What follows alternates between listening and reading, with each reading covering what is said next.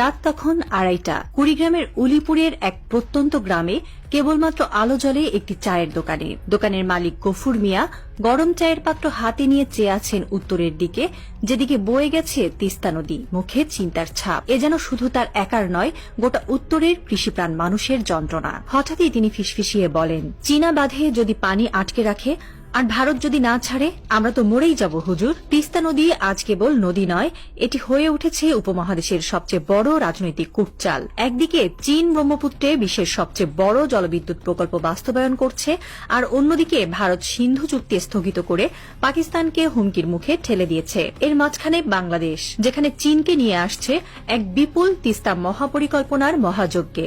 নদীর জল এখন রাজনীতি, অর্থনীতি এবং অস্ত্র শক্তির কৌশলগত খেলার অংশ। চীন তিব্বতের ব্রহ্মপুত্র নদে 1033 ফুট উঁচু একটি বাঁধ নির্মাণ করছে, যা বিশ্বের সর্বোচ্চ। মে মাসে তারা পানি আটকে রাখা শুরু করেছে। সিচুয়ান প্রদেশে দাদু নদীর ওপর এই বাঁধ থেকে বছরে উৎপাদিত হবে প্রায় 3000 কোটি কিলোওয়াট বিদ্যুৎ। এতে চলবে চীনের শিল্পাঞ্চল, সেচ কাজ ও নগর কেন্দ্র। কিন্তু এই বাঁধ শুধুই বিদ্যুৎ উৎপাদনের প্রকল্প নয়, এটি এখন দক্ষিণ এশিয়ার ভূ রাজনীতিতে এক সুপ্ত বিস্ফোরক। ভারতীয় গোয়েন্দা প্রতিবেদনে বলা হয়েছে, চীন এই বাঁধ ব্যবহার করে আসাম, অরুণাচল, এমনকি পশ্চিমবঙ্গ পর্যন্ত নিয়ন্ত্রণ করতে চাইছে। এটা এক প্রকার জলীয় অস্ত্র, যা প্রয়োজনে ব্যবহার করা হবে শত্রুর বিরুদ্ধে। চীনের সাউথ নর্থ ওয়াটার ডাইভার্সন প্রকল্প ইতিমধ্যেই প্রমাণ করেছে, চীন শুধু নিজেদের জন্য নদীর গতিপথ পাল্টাতে পারে। এবার সেই প্রক্রিয়া হিমালয় পেরিয়ে আসছে ভারতের সীমান্তে। অরুণাচল প্রদেশের এক পরিবেশ বিশেষজ্ঞের মতে, এটা একটা বোমার ঘড়ি। চীন যদি হঠাৎ পানি ছেড়ে দেয়, তাহলে কয়েক ঘণ্টার মধ্যে ব্রহ্মপুত্রের নিচু জনপদ ডুবে যেতে পারে। আবার দীর্ঘ সময় পানি আটকে রাখলে কৃষি ও পরিবেশ দুইই ধ্বংস হবে। চীন এই বাঁধ নির্মাণ করেছে এমন এক উচ্চতায়, যেখান থেকে দক্ষিণমুখী যে কোনো প্রবাহকে তারা চাপ দিয়ে থামাতে পারে। অর্থাৎ শুধু ভারত নয়, বাংলাদেশ পর্যন্ত এর পরোক্ষ প্রভাব পড়তে পারে। ভারত তাই উদ্বিগ্ন। এটা আর শুধু পরিবেশ নয়, এটা সামরিক ও কৌশলগত অস্তিত্বের প্রশ্ন। একই সময়ে ভারত পাকিস্তান সীমান্তে যুদ্ধবিরতি হলেও 1960 সালের ঐতিহাসিক সিন্ধু পানি চুক্তি এখন ভারতের টেবিলে স্থগিত। চুক্তি অনুযায়ী সিন্ধু, ঝিলাম ও চেনাব নদীর পানি ব্যবহারের অধিকার পাকিস্তানের, তবে উৎস ভারতের। ভারত এখন সেই উৎসেই বাঁধ দিচ্ছে, পানি সরিয়ে নিচ্ছে। পাকিস্তানের পাঞ্জাব প্রদেশ, যার 80% এর বেশি কৃষিকাজ সিন্ধু পানির উপর নির্ভরশীল, সেখানে ইতিমধ্যেই শুষ্কতা ও সেচ সংকটের শঙ্কা ঘনিয়ে এসেছে। পাকিস্তানের সাবেক পানি সচিব সতর্ক করে বলেছেন, ভারত যদি সিন্ধু পানি আটকে দেয়, সেটা সরাসরি যুদ্ধের উস্কানি।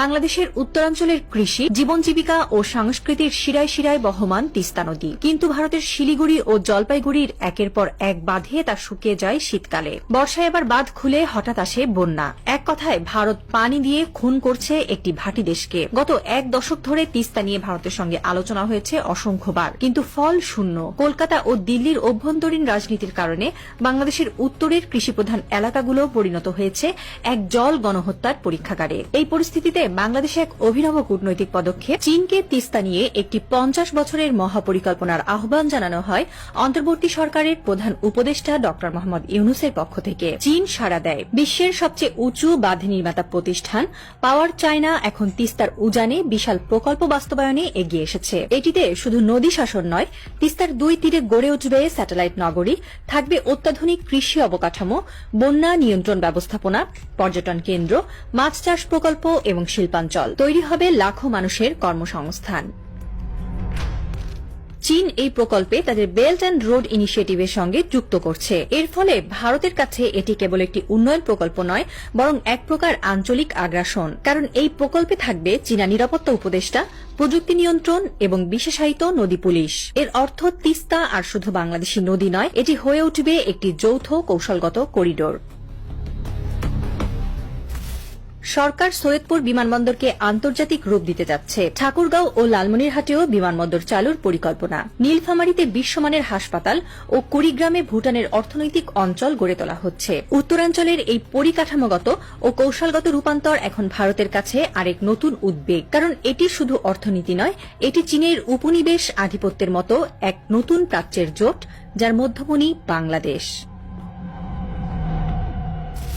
সাম্প্রতিক সময়ে পানি কূটনীতি আর হিমালয় কেন্দ্রিক নদীগুলোর জলাধিকার প্রশ্নে উপমহাদেশ যেন ঢুকে পড়েছে নতুন ধরনের শীতল যুদ্ধে। চীন, ভারত, পাকিস্তান এবং বাংলাদেশ এখন একটি অদৃশ্য যুদ্ধে, যেখানে গোলাগুলি নেই, কিন্তু আছে বাঁধ, পানি, জিও ইঞ্জিনিয়ারিং আর ভূকৌশল। ড ইউনূসের নেতৃত্বে বাংলাদেশ এখন চীনের ঘনিষ্ঠ জোটে। পাকিস্তানও ভারতের বিরুদ্ধে সিন্ধু চুক্তি নিয়ে আমেরিকার হস্তক্ষেপ চাইছে। চীন নিজের প্রকল্পকে বলছে উন্নয়ন মডেল। সবকিছুই ইঙ্গিত দিচ্ছে সৃষ্টিকর্তার দান পানি নিয়ে এই অঞ্চলে বড় ধরনের সংঘাত অপেক্ষমান।